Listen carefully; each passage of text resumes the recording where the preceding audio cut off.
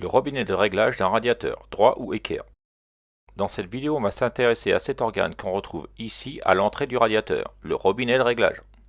Pourquoi un robinet de réglage? La température et le débit d'eau de chauffage qui circulent dans un radiateur déterminent la puissance transmise par ce radiateur. Le débit nominal est le débit nécessaire pour les conditions les plus défavorables. Si on diminue ce débit, la puissance transmise diminue aussi. On peut donc adapter la puissance aux besoins réels, faire des économies d'énergie et conserver un confort optimum. Ce qui nous amène à la fonction ou au rôle d'un robinet de réglage, c'est de régler le débit dans un émetteur, un radiateur en l'occurrence. Il permet aussi d'isoler l'émetteur du reste de l'installation. Il est constitué de plusieurs éléments, très souvent le sens du fluide. Ici, il est indiqué par une flèche. Ensuite, un diamètre nominal ou DN. Voici un schéma en coupe d'un robinet de réglage. Les éléments suivants commencent par le corps en laiton et un volant de réglage, la plupart du temps en plastique. Un joint plastique et un joint de presse-étoupe qui vont assurer l'étanchéité de la coulisse de réglage. Cette coulisse de réglage va agir sur la position du clapet qui est parfois équipé d'un joint torique. Voici un robinet de radiateur ou un robinet de réglage équerre. L'eau rentre par ici et sort par ici. Ici, vous avez la connexion avec le radiateur. Vous avez l'eau qui rentre là et qui ressort ici, là, en passant par le clapet. On va retrouver ici le volant de réglage avec le moins et le plus. Plus étant l'ouverture, moins étant la fermeture. Ici, à la sortie du robinet de réglage, on peut voir la position du clapet. Alors, je vais dévisser l'écrou et l'embout du radiateur. Vous voyez ici, lorsqu'on actionne le volant, on voit le clapet qui monte ou qui descend.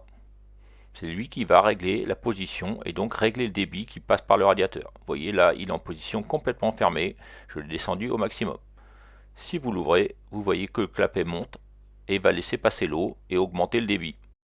On va prendre un petit peu de temps pour voir la partie qui est montée sur le radiateur. Alors pour équiper le radiateur, on aura besoin d'une clé hexagonale. Ici, souvent c'est du 11 ou du 12. On va ici avoir un raccord conique, c'est-à-dire qu'il n'a pas besoin de joint pour être étanche. C'est le serrage qui permettra l'étanchéité. Ici, on mettra un joint filasse. On mettra l'écrou. Et l'écrou ici sera démontable en position directement sur le robinet. Ça vous permettra de retirer et de monter le radiateur. Si on continue un petit peu à s'intéresser à ça, vous voyez ici qu'on peut enlever le volant en dévissant la vis de maintien. Alors ça prend un petit peu de temps, voilà. Une fois que c'est dévissé, on va avoir accès à la partie du clapet et du montage. On parlait tout à l'heure de la coulisse de réglage. Ici, si on démonte le corps, voilà la partie vissée avec le joint du presse-étoupe dont on parlait tout à l'heure. Je vais le remettre en position. Et je vais démonter complètement l'ensemble clapet réglage et on va donc maintenant voir la coulisse de réglage et le fameux clapet. Vous voyez ici c'est le clapet qui va venir ici s'appuyer sur le siège et c'est lui qu'on va monter ou descendre en actionnant le volant de réglage. À chaque position du clapet correspond un débit en fait. Et ici sur ce plan on voit le siège du clapet, du robinet de réglage. On va remonter ça proprement, on le visse, on va remettre le volant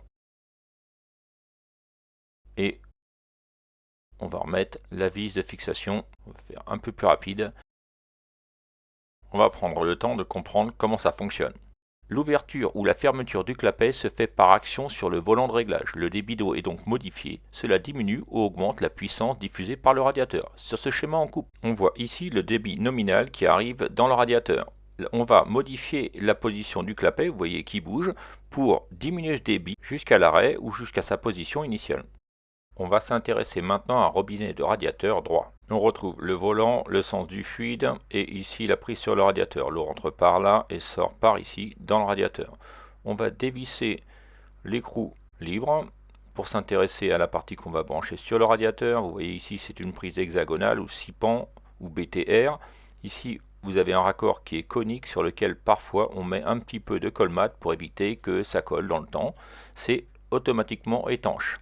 Voilà, il n'y aura pas de joint à faire. On va remettre l'écrou libre. Vous voyez, ça nous permettra de démonter le radiateur en position.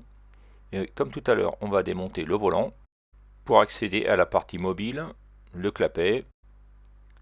Alors, comme tout à l'heure, ici, quand on va modifier la position de la coulisse de réglage, le clapet va monter ou descendre, et ce qui va nous permettre de régler le débit. Si on enlève l'écrou, on peut voir le clapet de réglage. Vous voyez, c'est lui qui va nous permettre de modifier le débit en fonction de sa position. Si vous avez trop chaud, vous fermez. Si vous avez trop froid, vous ouvrez. Alors, on va remettre l'écrou libre. Et on va remettre le volant et la vis de fixation. Voilà. Maintenant, vous avez vu ce que c'est qu'un robinet radiateur dit droit. C'est exactement la même chose qu'un robinet d'équerre finalement.